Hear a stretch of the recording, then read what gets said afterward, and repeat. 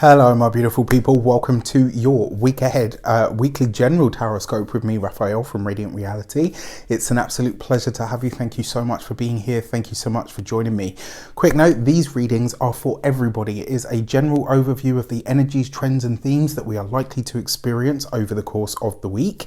And I'm really glad that you guys enjoy them. So if you are a continued subby, you know Raphael loves you. If you're new to my channel, please don't forget to like, share, and if you should so choose and this resonates, hit that subscribe button. So this week, before we start, as always, I would like to bless my decks of cards with all forms of love, light, peace, prosperity and abundance. And I pray that the messages that come through are ultimately clear and concise, and they help us all on our paths to our highest vibrational good. So your key to the week this week, we don't have a key to the week, Raph. So your intuitive message this week. So there were two messages that came through. The first one that I heard clairaudiently was half efforts get half results, right? So if you want something to improve, if you want something to expand, if you want something to grow bigger, this week you have to really get into it and check in with yourself to ask, where is it that I'm not giving as much as I could and expecting more than I could, more than I should be able to ask for, you know, for the effort that I've expanded. This one really hit me because there are some things at the moment that I'm working on creating, and it's like, I'm like, oh, it's so much work. And then in the back of my mind, I'm like, now that I've heard this, I'm like, okay, yeah, I know I could do a little bit more. So I will be heeding this as well. The other thing, when I went into my intuition and I saw, like, on a clairvoyant sort of level, I saw a person sitting with really bad posture, right? And what happens when you do that, like if you go to a chiropractor or an osteopath or somebody, they give you exercises to do the opposite, right? So same thing with weight training, etc. When you work the biceps, you then work the triceps. Why? Because when you work the opposite group of muscles, the other one will relax. Now, I'm not a doctor, I can't give you medical advice. I'm giving you these as examples, because what I heard then was reverse it, right? So there's something at the moment, if you've been dealing with it, it's like you're needing to flip this on its head. You either need to reframe it, you need to see it in a different light, or you need to change the narrative. If you didn't see the talk that I did recently with Ray on how the stories that we tell ourselves are important, check that out. I will put a link for it in the description box below. But yeah, really interesting talk, and that is the two intuitive messages that I have this week for you. So half effort, half results, right? Where is it that you need to start showing up now and putting more effort, more time, more juice into what it is that you're expecting to perform for you, but not being able to get the most out of it? And I'll give you a good example of this, and it's something that I've been guilty of in my life. You can't, like, especially when it comes to your inner gifts or your spiritual gifts, right? A lot of people that have them, they can pull something out the bag when shit gets real, things get intense, and they have to. But then they kind of expect it to just always be like that, right? It's like, I'm going to reach for my gifts to do this for me. Do you spend time training them? Do you spend time exercising them? It's like even a runner, if they've had 6 months or a year off, where they haven't really done much, they're not now suddenly going to be able to run a marathon. And even if they are, they're going to be in pretty bad shape once they finish it. Consistency is what we're talking about here, especially when it comes to your spiritual gifts this week. And then the other energy about this reverse it thing, this really does, it just feels for me like this is a time where whatever you're doing at the moment, it's the opposite that you need to be doing, right? And you'll know what I'm talking about there. Like, are you putting too much effort in? Maybe you need to scale it back. Are you like the posture vision idea that I gave you, that's exactly what it is. Like, if you're constantly doing this, you have to work on doing this. So there's something here that you need to reverse whatever it is that you're doing, because it's kind of gone the other way, kind of like a pendulum swing, right?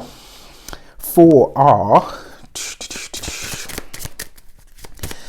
direction, destiny card, right? The overarching trend, energy or theme for the week, we've got the Hierophant card, but in this card, it's the faith card, right? So this really is in a lot of ways talking about your faith. about your rituals. That's the thing with the Hierophant card.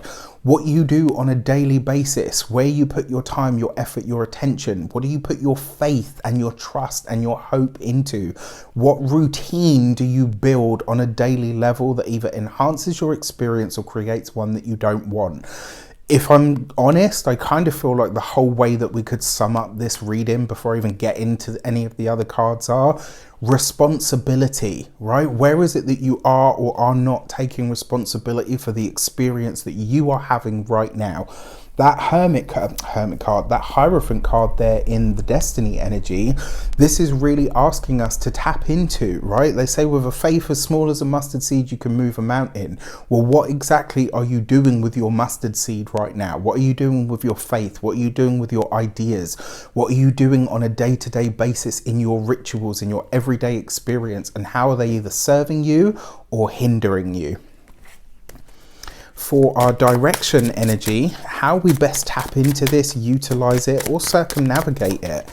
And this week we have the Lovers card, very interesting, with the Ten of Swords and the Queen of Pentacles, right? So one way that this might show up for us with the Lovers card here, this is about some of the choices that we make, or with the Ten of Swords, where we tell ourselves that we don't have a choice. Oh, I do this, or, you know, I'm at somebody else's mercy, or, oh, you know, I can't do this until they do that. Or where is it that you are shirking that responsibility or choosing to disempower yourself? This week it's becoming really evident, and the way that we get past this or through this is through the Queen of Pentacles, right? This is about coming back down to ground, being honest, being, you know, about it, and showing up and saying, this is what needs to be done.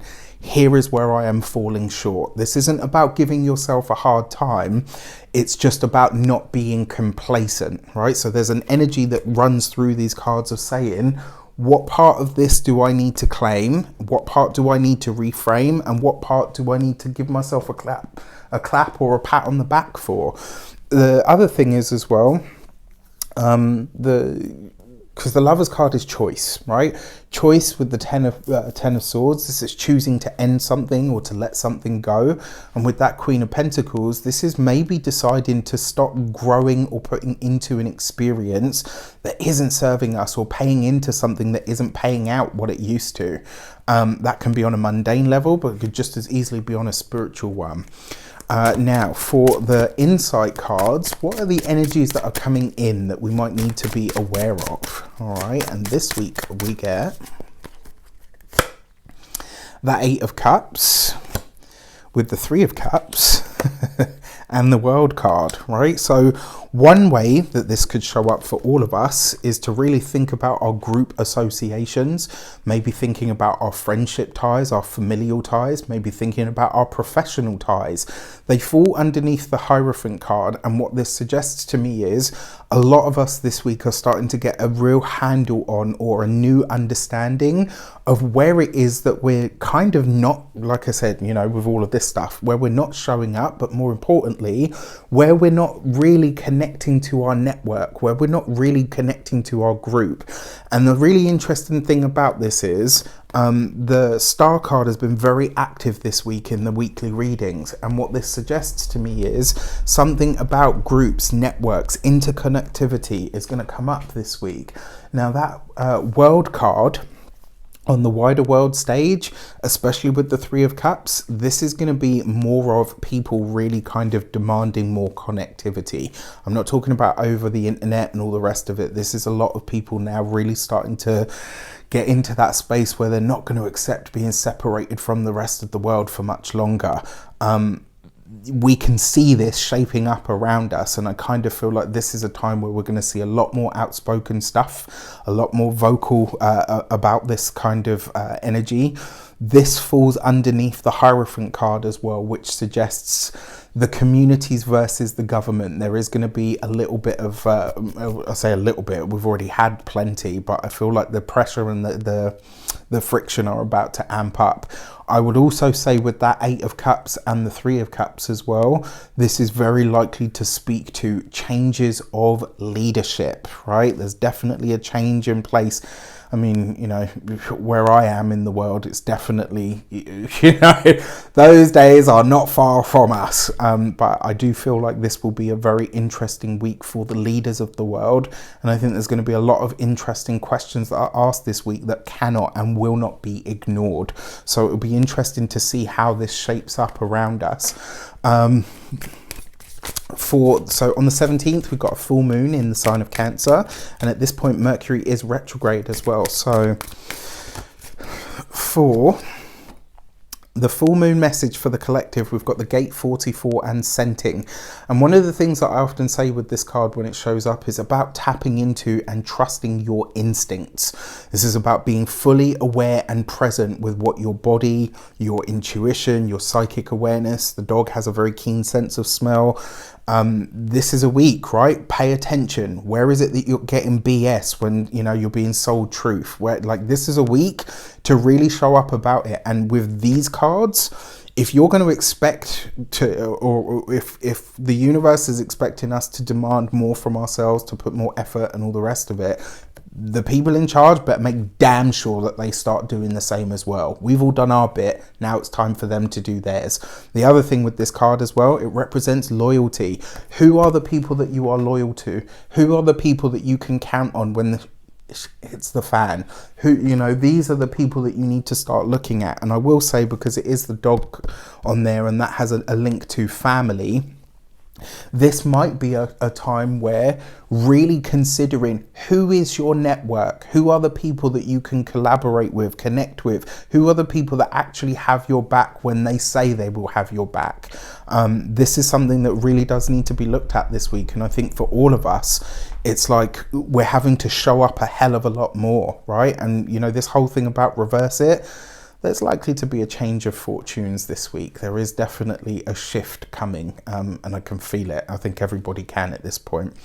With that said, I wish you an abundance of all of that good stuff. Have a fantastic week. Let me know in the comments how it shapes up. And I just have to say, I love when you guys email me, when you message me on the socials to say, like, you know, you predicted this last week, and you send me links for articles and stuff. So many people have done it already, and it really touches my heart. One, because it shows me that you really are watching. Two, because it's validation of my work, that I'm, you know, on the right track and in the right sphere. And three, because we can see this stuff. We're all living history at every single moment of every single day, right? So what a time to be alive. With that said, take care, and I'll speak to you soon.